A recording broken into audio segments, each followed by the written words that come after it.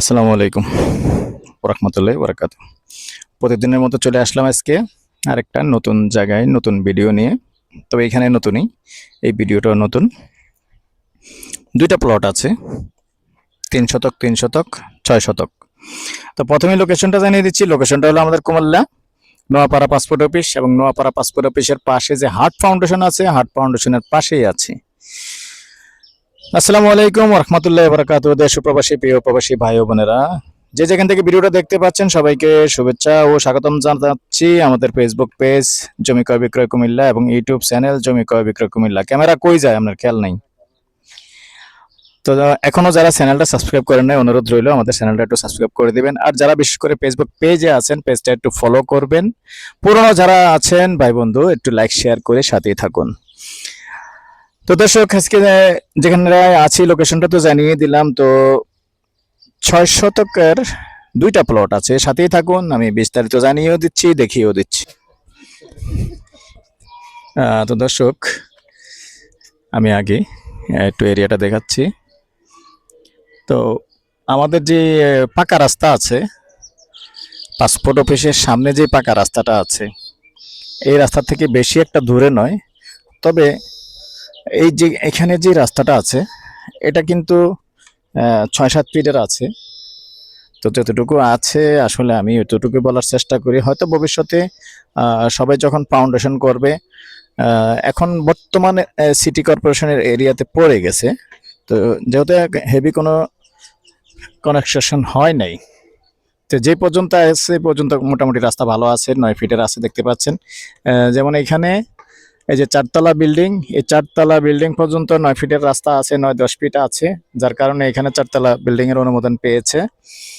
তো এখান থেকেই আমি কথা রাখি যে এখান থেকে আবার এদিকে এসে কিন্তু রাস্তাটা একটু কমে গেছে। তো রাস্তাটা কমে গেছে, এখন আমাদের কিছু করার নাই। ওরা যেহেতু প্লট করছে, যেভাবে রাখছে রাস্তাটা এভাবেই আছে, এভাবেই যাবে। আর ওই যে বললাম না, যেটা ভবিষ্যতে যখন প্রত্যেকেই ফাউন্ডেশন করবে, তখন যদি একটু ছেড়ে করে আবার একটু বড় হবে, তাহলে মনে করেন এবার এসে 10 ফিট হয়ে যাবে। তো আপাতত যেটুকু আছে আমি এটাই বলি, আপাতত 6 ফিট 7 ফিট আছে, এরকম আছে। তো সাথে থাকুন, আমি মূল প্লটটাই নিয়ে যাচ্ছি।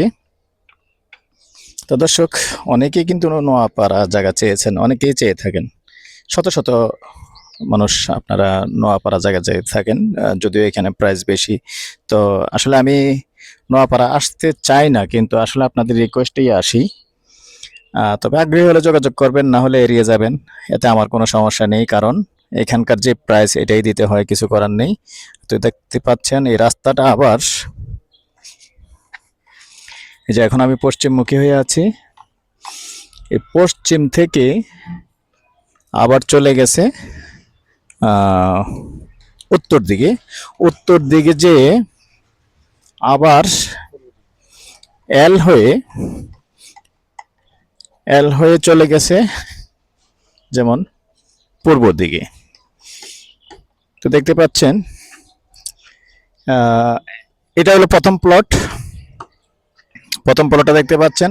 তো রাস্তাটা যেভাবে আসছে আমি দেখা দিই, এই বিল্ডিংটার পাশে দিয়ে এসে এই যে কারেন্টের খুঁটিটা, বিদ্যুতের খুঁটিটা, এটার পাশে দিয়ে আবার এল হয়ে আসছে। এল হয়ে যেমন এখন আছি পশ্চিমমুখী, সরি এখন দক্ষিণমুখী, এখন দক্ষিণমুখী আছি আমি, এখন দক্ষিণমুখী আছি। এই দক্ষিণ থেকে আবার চলে আসছে